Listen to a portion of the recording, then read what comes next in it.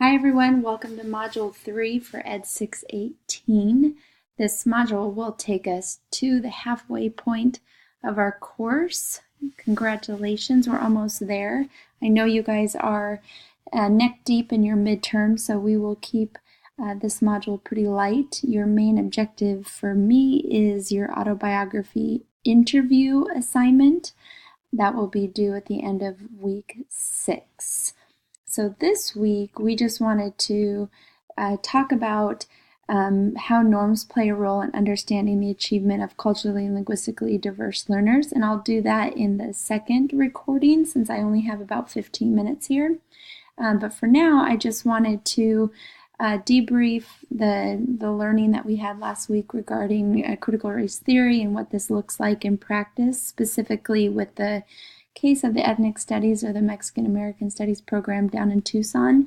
Most of you guys, I believe, in listening to your flip grids, were able to at least see the video clips that were available for free online. And I know some of you actually did watch the entire film, which I do highly recommend.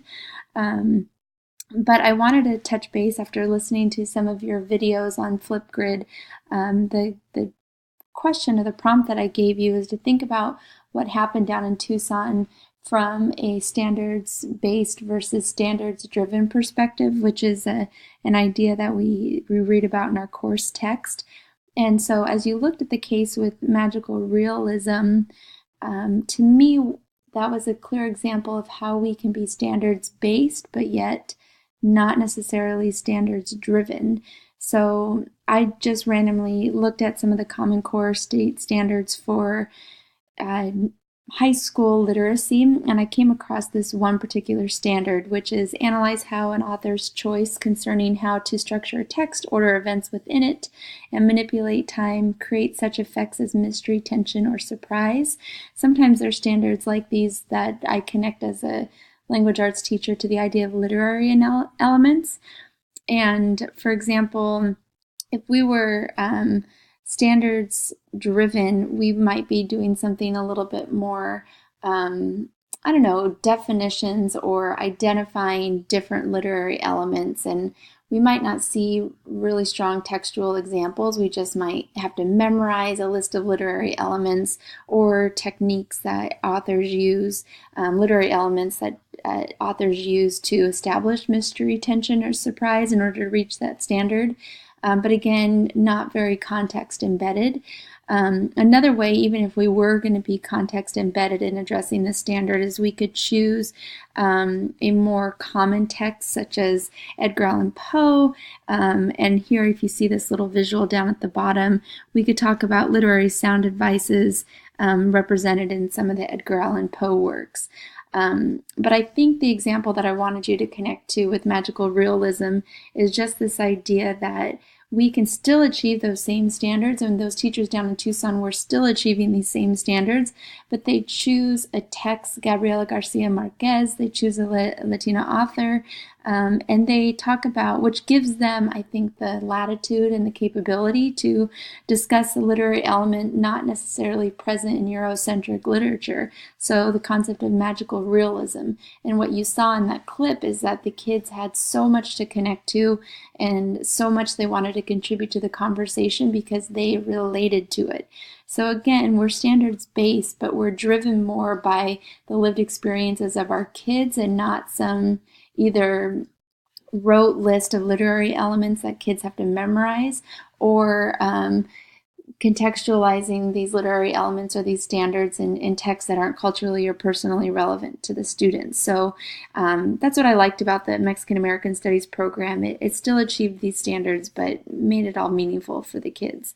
So again, good job with your responses, and keep looking for examples like this on how we can make our instruction more culturally and personally relevant. Some of the comments that I've also been getting on the 3-2-1s have to do with, wow, Mexican American Studies sounds fantastic, or the things that you're reading about in the course text sound fantastic, and everybody's really eager and excited to continue learning about multicultural education. But you guys are right where I think you guys should be, which is, oh my gosh, is this a pie in the sky? Or do I have a magic wand? Or how in the world does this happen? This is what my context is. How can I do this as one teacher? And those are all very, very real questions and really appropriate questions for where we're at.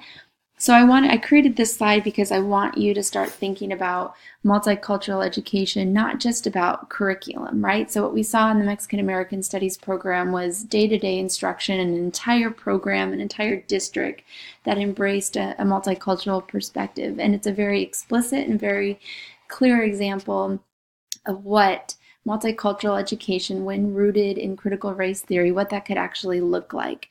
But it is a very, very big task. So I want you to remember that multicultural education is not just about what we teach, but it's also how we teach. So just as you learned with the tenets of critical race theory that racism is ordinary, the good news is that multicultural education can be pervasive. So we can reverse racism, or we can identify bias and overcome bias in just the day-to-day decisions that we make in our schools. So chapter 4 of your text talked about these ideas of a school climate assessment, or studying your school climate. And by that, you look at discipline policy, socio-emotional learning, bullying, violence, physical environment, the roles of teachers and students. And as you're going to learn in our next face-to-face, you can look for bias and we can look for inequities in any one of those items. So we can look at our discipline policies and we can begin to question which students are disproportionately targeted by these discipline policies.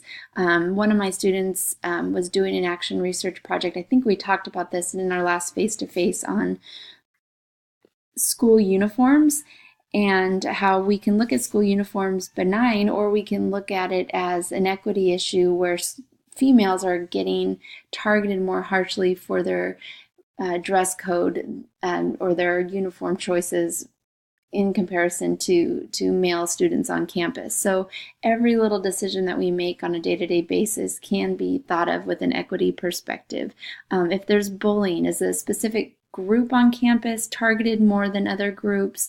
A physical environment. This can be across schools. Is your school in one side of town as equitable, as happy, as a sunny, as a resourceful learning community as a school on the other side of town? Is the physical structure, is it clean? Is it a place where students want to come every day, or do they have to walk through metal detectors on their way in? Does it feel more like a prison? So these are all different things that we can do to think about, again, not just what we teach, but how we teach.